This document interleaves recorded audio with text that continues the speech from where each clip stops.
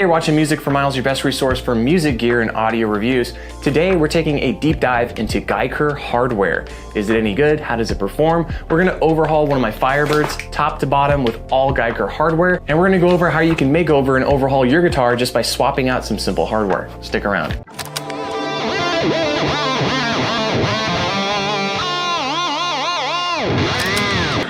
Hey guys, welcome to the channel. This is Music for Miles. I'm Michael. Today we're focusing on Guyker hardware. If you're not familiar with Guyker hardware, they've been growing in popularity on Amazon, on other marketplaces. They have their own website and they have some other distribution set up. But what they focus on is guitar and bass hardware and electronics. So they have everything you can think of, from tuners to bridges to pickup covers to pickup rings, knobs, switches. They even make their own proprietary pickups. Guyker reached out independently to me to feature one piece of hardware on the channel.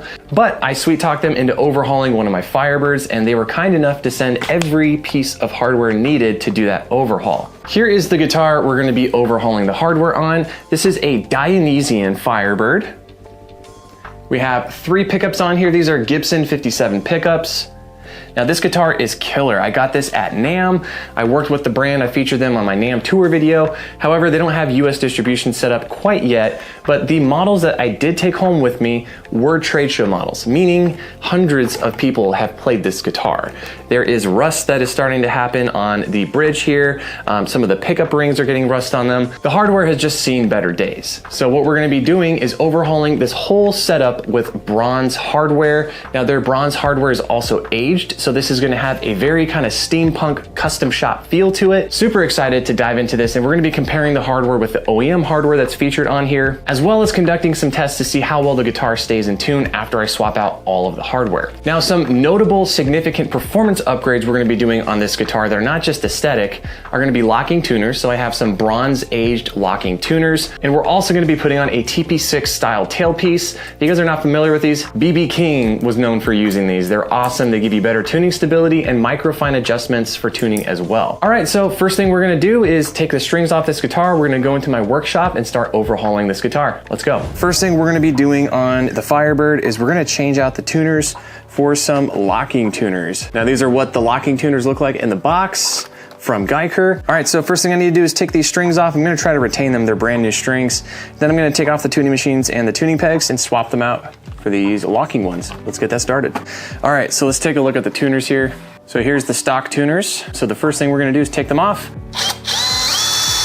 So I'm gonna pop off the rest of these tuners, then we're gonna put on the new ones. Here's a quick comparison between the stock ones here. I mean, these are pretty close to Grover standard tuners. The new one from Guyker, as you can see on the back here, it does have a locking component, so that's gonna lock the string in place. It looks really cool. It's a brushed bronze look to it, which this entire guitar we're gonna bronze out. So let's put these on, see how they look. There we go. These look absolutely sick. So you have that really cool bronze look on it. Then you flip it over, you have your locking tuners right there. Perfect fit on this guitar, I couldn't be happier. Why don't we tackle the next hardest thing, which is gonna be these pickups here. So I'm gonna pop these pickups off. We're gonna get those pickup rings off, the guards off, swap them out, and put on these awesome designed pickup covers from Guyker that have owls on them. So check this out. I mean, this is one of the coolest pickup covers I've ever seen. It has an owl on it, it's nighttime. Given this is a Firebird, I thought a bird themed pickup cover would be awesome. So we're gonna have one up top, one at the bottom. We're just gonna do brushed bronze in the middle. So let's go ahead and pop these pickups off and get started. In order for these pickup covers and pickup rings to work, you do have to unscrew this large pickup screw here. So that's the first thing I'm gonna do, is take off these pickup adjustment screws and the springs, retain those, and then we're gonna take a look at the pickups themselves and how to get the covers off. So here's a quick comparison between the Guyker pickup ring, which is made of metal, and the OEM pickup ring, which is just made of cheap plastic. It looks way higher quality, and if you zoom in on some of these details, like the brushed look to it, it looks aged. Again, kind of has that steampunk feel to it. Okay, so I do have the neck pickup off, and you can see here, you can't take this cover off because it is soldered in 2 points.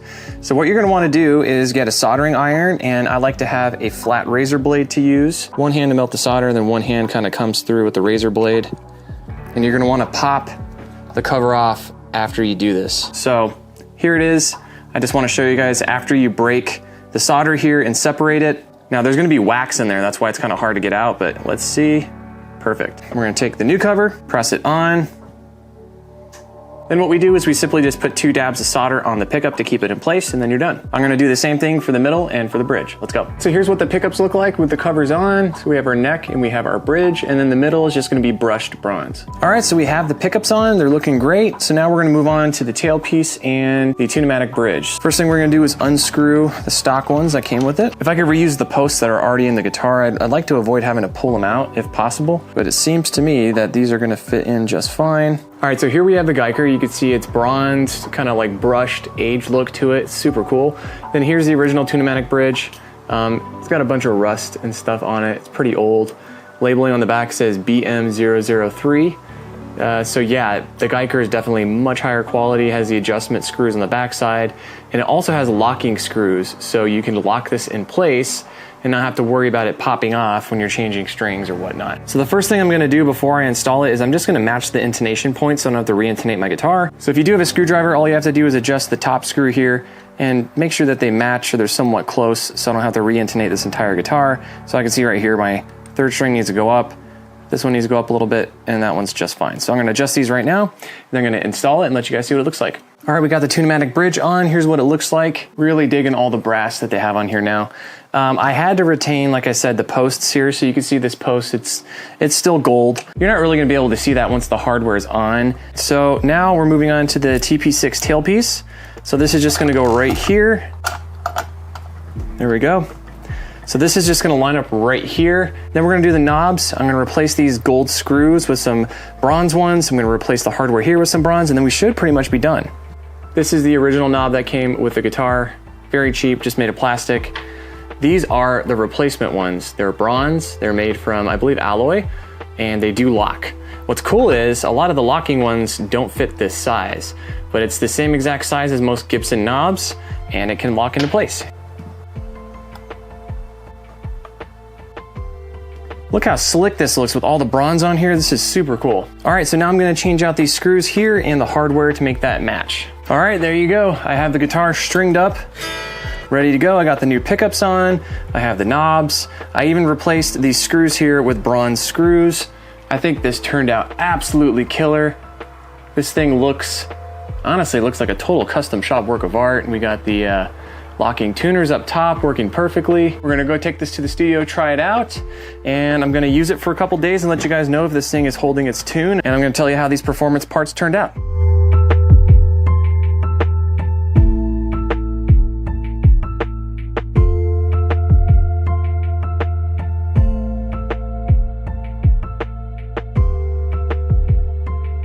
All right, so I hope you enjoyed that before and after comparison. I think that the results speak for themselves.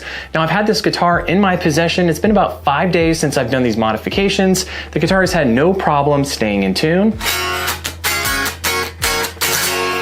The action feels great, the tuning stability is great, and overall this thing just looks insane. It looks like a custom shop one-off guitar. So to review all the modifications that I did, starting off with the headstock, we did put in these really nice locking tuners in aged bronze. Moving down, we did do 3 pickup rings and 3 pickup covers. The bridge and the neck are going to be this nice cool owl design, and we did a brushed aluminum plain cover in the middle. Moving below that, we did replace the Tune-o-matic bridge with a bronzed aged Tune-o-matic bridge from Guyker that is also locking, which is great. And then at the bottom there on the tailpiece, we did replace the standard stop bar tailpiece with a TP6 style one. Now moving below that, those cheap plastic knobs are gone, replaced with these really cool bronzed aged alloy knobs. Now outside of the Guyker hardware, just to make sure that the theme fit, I did replace all of the screws that are visible here with bronze screws. I did replace the gold pickup switch with a standard pickup switch. I also replaced the strap buttons with black strap buttons, and even on the back here, I did put some bronze screws on the back cavity cover. Then I also swapped out the gold input plate with a black one. So like I said, I did do these modifications 5 days ago because I wanted to make sure that I could play on it and put it through some tests. So what's my final feedback when it comes to Guyker hardware?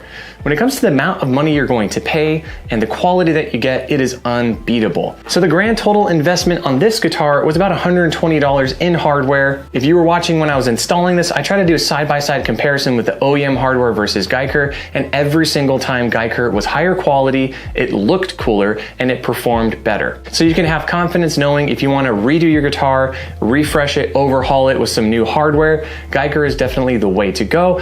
And they're actually a lot cheaper when it comes to the price compared to a lot of other competitors. I'm going to put some links below. You can check out their website or you can check them out on Amazon. I hope you guys enjoyed this video. If you did, go ahead and give it a thumbs up and leave a comment below. What did you think of Guyker hardware? What do you think of this bronzed out look I did with this black Firebird? Was it a little too much? Was it not enough? I'd love to hear from you guys. And what do you want me to review next? Till next time, I'm Michael. This is Music for Miles. Thanks for watching.